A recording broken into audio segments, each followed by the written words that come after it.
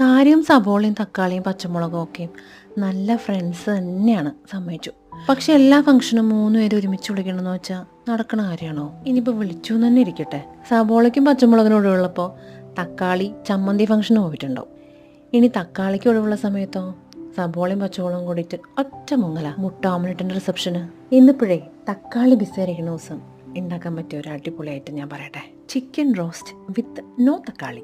അങ്ങേര് പ്രോഗ്രാമൊക്കെ കഴിഞ്ഞ് എത്തുമ്പോഴേക്കും നമ്മുടെ കുക്കിങ്ങും കഴിഞ്ഞ് ഫുഡും കഴിച്ച് ഒന്നറിയാത്ത പോലെ മൂടിപ്പൊച്ച് കിടക്കാം.